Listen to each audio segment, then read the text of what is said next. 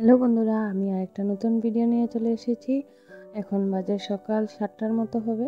বানিয়ে নিয়েছি আজ এই পেঁয়াজের পরোটা। এটা দেখেছিলাম আমি অনেক দিন থেকেই ফেসবুকে, তো ওটাই বানানোর চেষ্টা করলাম। খেতে খুবই দারুণ হয়েছে, আপনারাও একবার খেয়ে দেখবেন। তারপর 11টা বাজে, তখন পুকুরের মাছ এগুলো কাটবো। কেটে কেটে টেটে ধুয়ে নিয়েছি। তারপর এখানে রান্না বসিয়ে দিয়েছি। এদিকে বসিয়ে দিয়েছি ভাত, এদিকে বসিয়ে দিয়েছি আলু ঝুরা, তারপর এদিকে বসিয়ে দিয়েছি মাছ ভাজা। আর এই যে ছোটো মাছগুলো, ভুজিয়া মাছগুলো ভেজে রেখেছিলাম। এখানে ডালগুলো সিদ্ধ করে রেখেছি।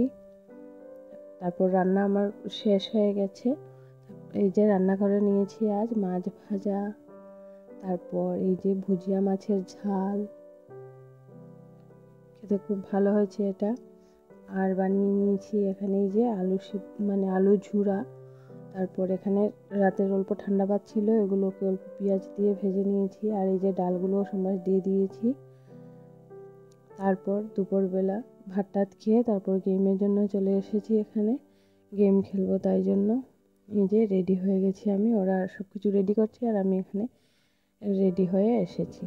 তারপর সন্ধ্যাবেলা মাকে চাটা দিয়েছি। তারপর রাত 8টার মতো বাজে, তখন বানাচ্ছি রাতের জন্য এই যে ঝিঙ্গার